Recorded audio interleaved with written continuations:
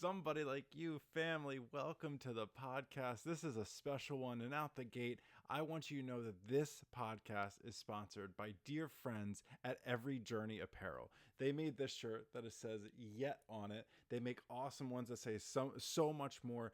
They're essentially a homemade shop, t-shirt shop, that makes amazing products, and their message is to inspire everybody to live their unique journey. So if you want to go check them out, I'm going to leave their Instagram right down there in the comments, and they are worth it, and it would mean so much to me if you go and support them and give them a follow and check out their page. Now, for this episode of the podcast, this one's cool because what we're going to be doing is answering 10 questions that I have not looked at yet. But where did the questions come from, you might ask? Actually, it came from my Patreon community. And I know you're sitting there like, you haven't been throwing Patreon down our throat. That's because my Patreon community has been supporting me for a really long time. And I wanted to start changing the tiers around to where they can ask me questions and I answer them specifically on the podcast. So Patreon community, this episode is dedicated to you. And if you're looking for ways to support me on Patreon, I'm going to leave a link right down there below. You can check it out. The first question, we're diving right into it. To let everybody know, the questions are supposed to be about mental health and or consciousness and maybe how they're related. I'm going to open up the emails now. Let's go.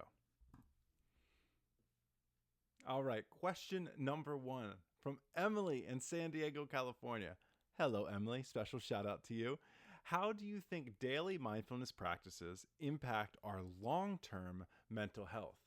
Great question. Daily mindfulness practices impact our long-term mental. I feel like I'm on like Jeopardy. What is mindfulness long-term practices? For 500, Alex.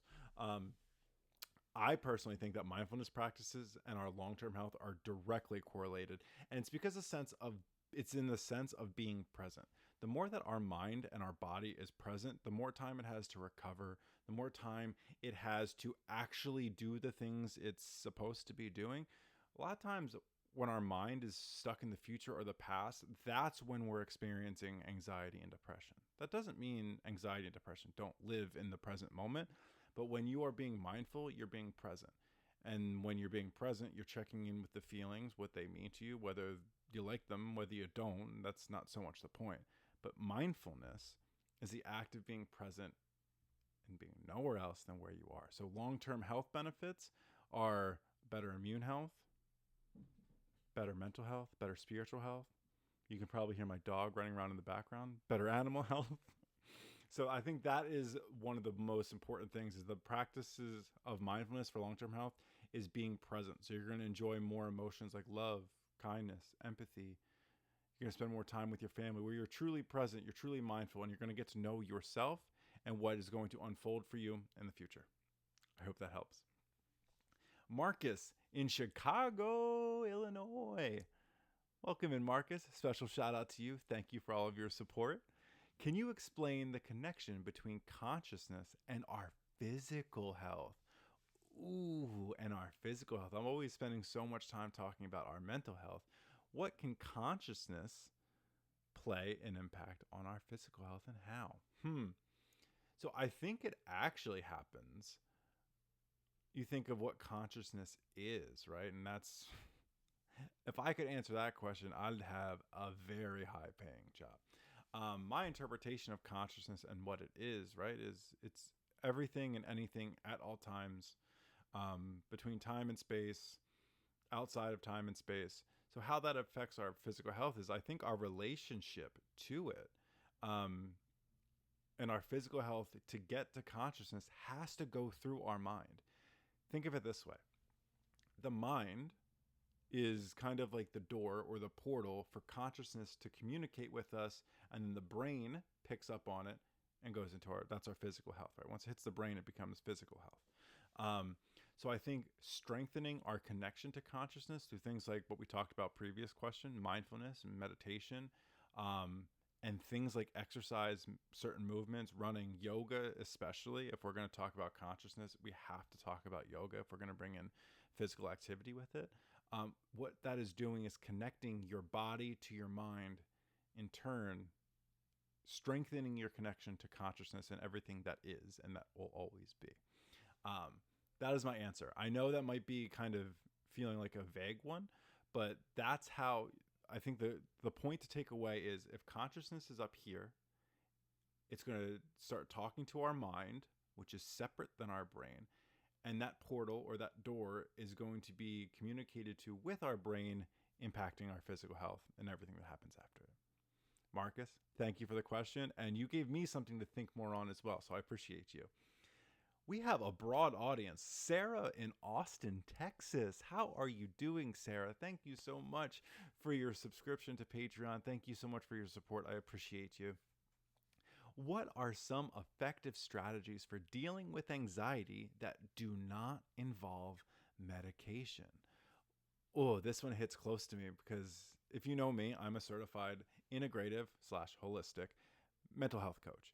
So what I do is this is like my wheelhouse. This is what I specialize in. So what are some effective strategies? The one most people don't like to hear right out the gate, we'll get it out of the way.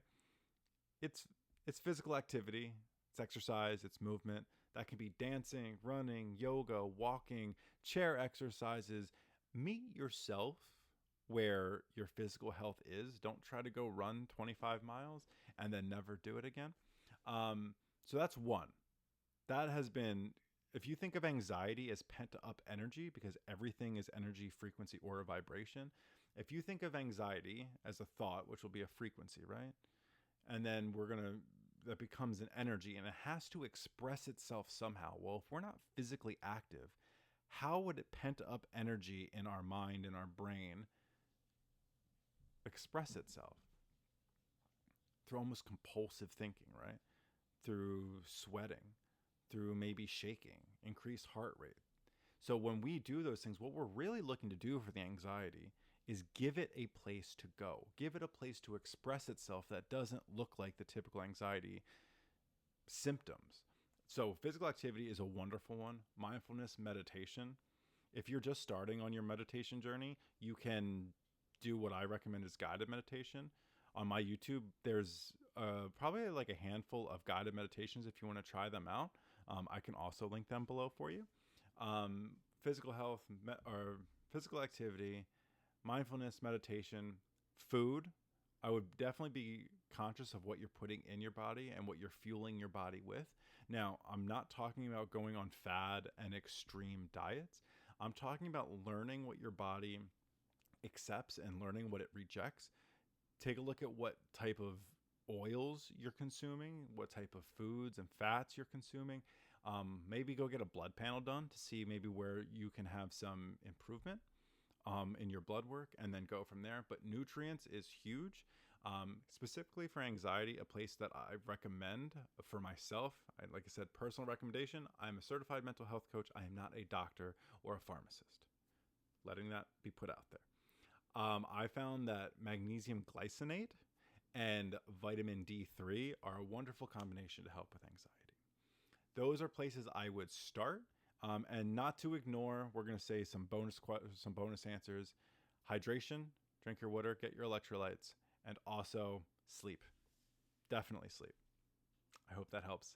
So thank you, Sarah from Austin, Texas.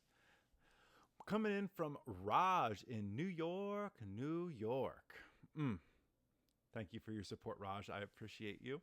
And giving me the chance to sing New York, New York. In your experience, Ben, how does meditation affect your level of consciousness? One, great question.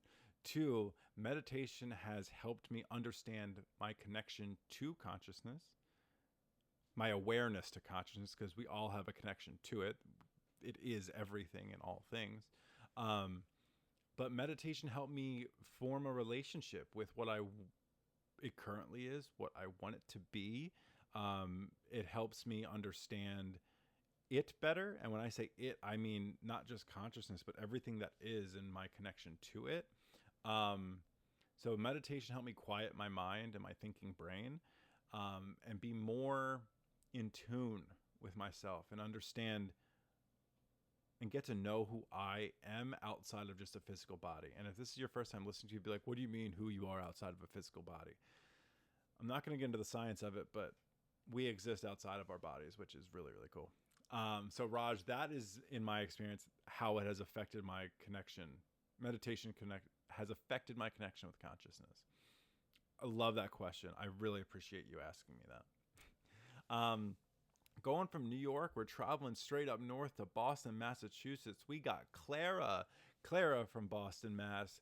Asks, 1, I want to tell you thank you for your support. 2, could you share your thoughts on how altering one's consciousness can help overcoming past traumas?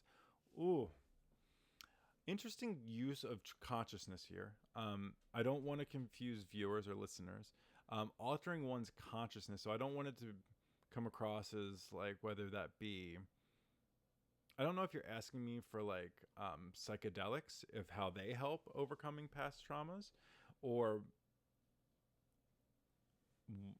if you're just saying how altering one's maybe perspective of consciousness can help overcome past traumas. I wouldn't say I'm fit to talk about psychedelics as it relates to overcoming past traumas. I have heard wonderful and I have researched wonderful things, but I'm certainly just not fit to express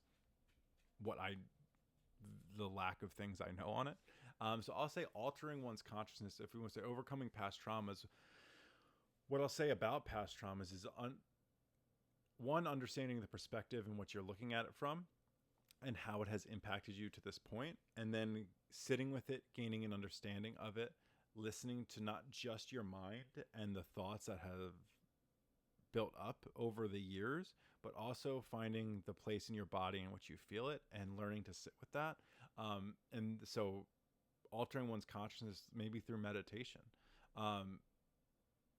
There's reports that a lot of times through meditation, things can come up. And that's why meditation is so hard, because you can't quiet the mind or the body because those things aren't healed. So working with a professional, whether that be maybe a coach like myself, or whether that be a therapist, whether that be a counselor, someone certified in specifically working with past traumas, I would highly recommend. But learning to tune into where you feel it, what you've been, I don't want to say conditioned to think, but maybe not knowing how to process them at the time they were happening. Certainly speak with someone one-on-one about that. I think that would be huge. Huge to have a healing teammate along that path. We're sticking on the East Coast. Thank you so much for that question. Sending you so much love on your working through those traumas. And once again, if you want to reach out, maybe privately, and we can see if we can chat one-on-one. See if we're a good fit, if I'm a good fit for you specifically here. We have Alex in Miami, Florida. Welcome in from I'm assuming Miami, you spent some time on the beach. So Alex, thank you, my friend. What role do you believe consciousness plays in the manifestation of reality? I believe consciousness is the manifestation of reality. Now, this could be over the head of the people listening. But I think consciousness and manifestation is, one, understanding what manifestation of reality is and its relationship to consciousness. So if we're going to look at consciousness as it is everything, it's created from, I'll explain this, right? So consciousness, if you're looking at me, I collapse into reality upon you observing me. Once you close your eyes or you look away from me, you may hear my voice, you may feel my presence, but I am physically not here until you, I don't know if physically is the word. Think of me as a video game. And just like in a video game, if you're not at the specific place, say in Grand Theft Auto, if you're not in the one city, or if you're not in the one specific part of your mission, the rest of the map isn't there until you drive there. It collapses upon your player seeing and going. It's all on a circuit board, and then essentially that's the same way we look at things now. So imagine if you put on your headset, you can see my piano behind me right now. I cannot. So for me, the piano does not exist in my reality until I turn around and it live time renders, right? So I believe how consciousness plays a role in the manifestation is we have to observe the desired reality we want before we can physically see it. And you might be looking at me like, what the? are you talking about? I understand. I understand. This is a topic I could spend an hour talking about. And I'm trying to like get through it. This is one I wish I saw beforehand so I could have not stumbled around the beginning half of it. But let's talk about this, right? Manifestation. Imagine living in a world in which all realities exist. Everything you want already exists. You just have to learn how to tune into that radio station. And one of the best ways to tune into that radio station is to match the frequency of knowing what it feels like to have those things. So experiencing the feeling of already having it expedites the process of it being created. Does that make sense?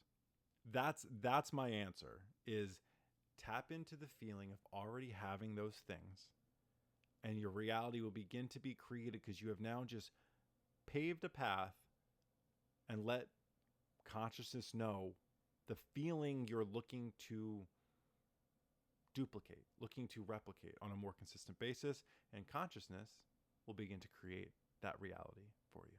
More specifically, your subconscious mind will start to do that. So Alex, thank you. That might be a whole podcast for itself. Number 7, Fiona in Seattle, Washington. Thank you so much for being a Patreon subscriber. Once again, if you are looking to help if you are looking to help out the channel or looking for more exclusive, cool things with somebody like you, I will leave the link right down below. Just look for the Patreon link. Fiona from Seattle, Washington, with the question says or asks, how can someone start to cultivate a greater awareness of their own mental health? I would say by simply asking this question, you are on a wonderful path to cultivating a greater awareness of your mental health. A lot of people don't even recognize their mental health until they feel terrible, until they feel anxious, until they feel depressed, until they're going through all the things. Remember this, mental health just isn't the bad stuff. It's just like physical health. You can still physically be healthy without the ailments. Mental health is the same way. So if you're experiencing happiness, if you're experiencing joy, you're experiencing mental health. So I think the first step right there to cultivate a relationship with it is to recognize and label the emotions you're feeling. Right now, it might be incredibly happy because you're listening to an inspiring and well thought out podcast. It might be confusion, it might be sad, you might be grieving from things.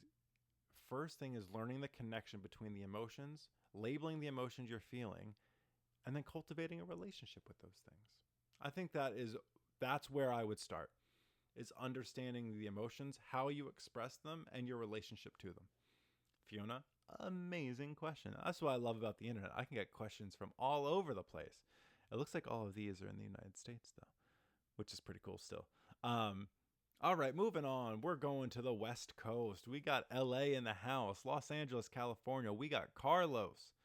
Do you think there's a stigma associated with men seeking help for mental health issues? And how can we change that? I have an interesting answer. I believe that the stigma is getting much better. Do I still think there is a stigma? Yeah, I think there's a stigma with everything. But when it comes to mental health, I think over the past 5, 10, 15 years, we've seen tremendous improvements in mental health and men being able to talk about emotions, how they feel, what's going on in their life. Now, I also believe there's communities that you get called weak, you get called a whole label of things for talking about emotions or even thinking you have them.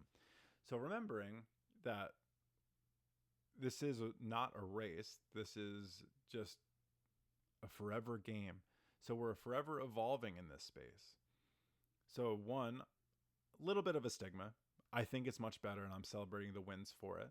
And how can we change it? Continue to talk about it. Continue to share podcasts like this with people. Continuing to share and hold space for people that are experiencing emotions. Being able to talk about it yourself.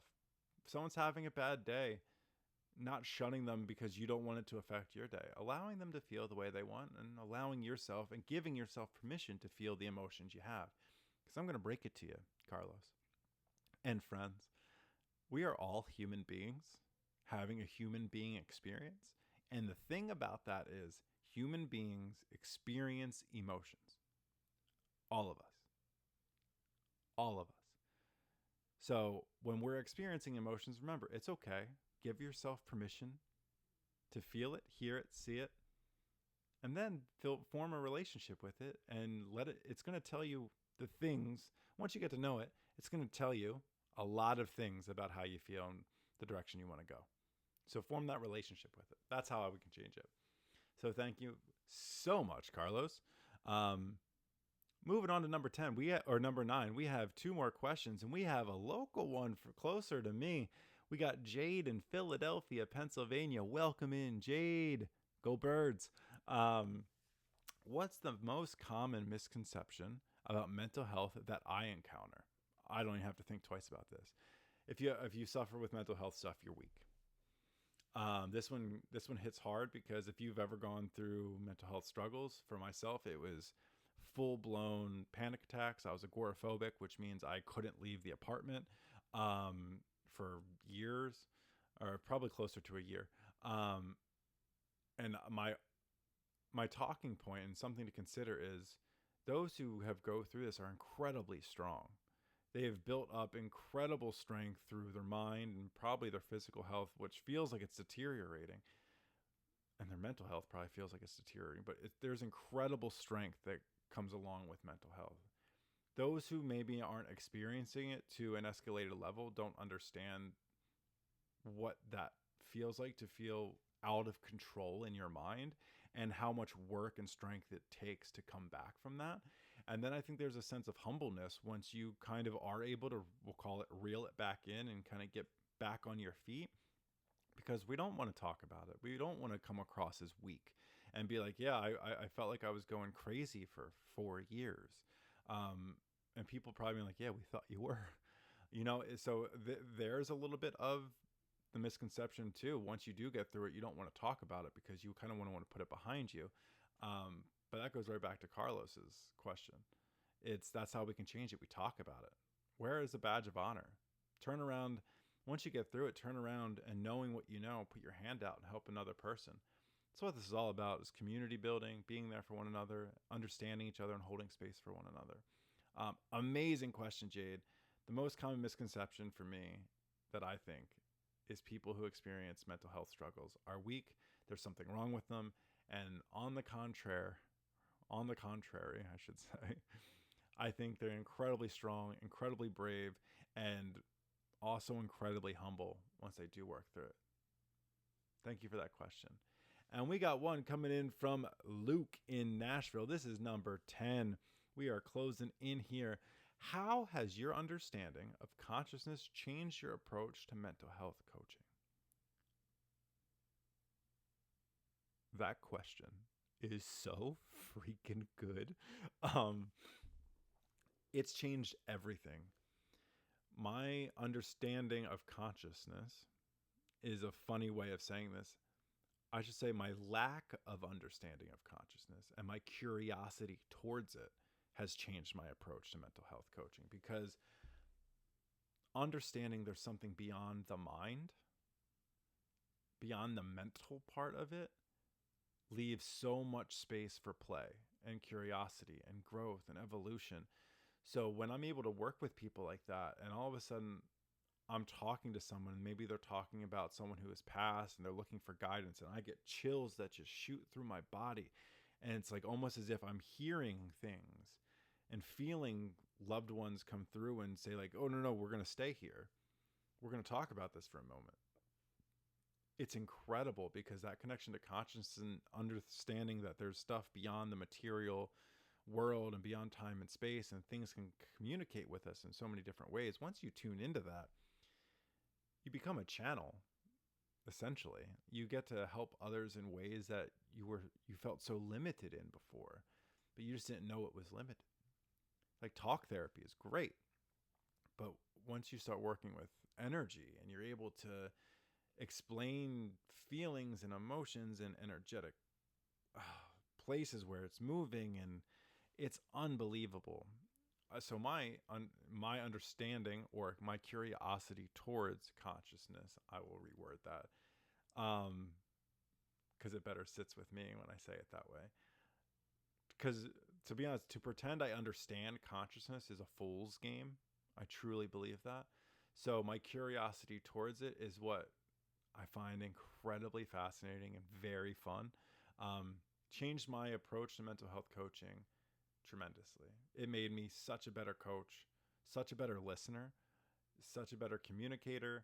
Uh, it's probably been my connection with the mediumship community, um, specifically the Huggable Healer Hannah, who is unbelievable. She has unlocked so much for me just through her teachings of intuition. She's helped me tap in with my intuition so much, and she's been an incredible friend to me. Um, and I think the feelings mutual is my mental health help with her has helped her tap into her mediumship practice. And if you haven't checked her out, mediumship, the Huggable Healer is phenomenal. I'm just going to put all of the links in the description. I know it's going to be overbearing, but if you're looking, one, to support me, Patreon, the link will be down there. Two, you're looking for Every Journey apparel to get a cool shirt like this, or check out their stuff for a very well-priced shirt, very high quality. I will link them down there. That's Every Apparel Journey. And then the mediumship, the Huggable Healer Hannah is awesome. She is absolutely awesome. So all of that. So her and the curiosity towards consciousness have been a massive improvement for my mental health coaching. So thank you, Luke. I hope you're enjoying all the live music down there in Nashville. Hoping to make it down there one day. So if you are just enjoying the crap out of the podcast, enjoying these kind of chats and these communications, I feel like I'm in HR right now, and you're enjoying all of this stuff, throw the thumbs up. If you're watching on YouTube, remember to subscribe, because my goal is to get this thing monetized, and be able to do some amazing things here to help people in the world of self-help, personal development, consciousness, mindfulness, all of the things, philosophy. That is just something I love talking about and doing. And with your support, it helps me continue my creative journey to better communicate and better chat with all of you. So I appreciate you all joining me on the Somebody Like You podcast. I thank you all for the questions. They have been incredibly amazing to answer. And I thank you all for the support. Sending so much love, and I'll catch you on the next episode of the Somebody Like You podcast. Take care. Peace.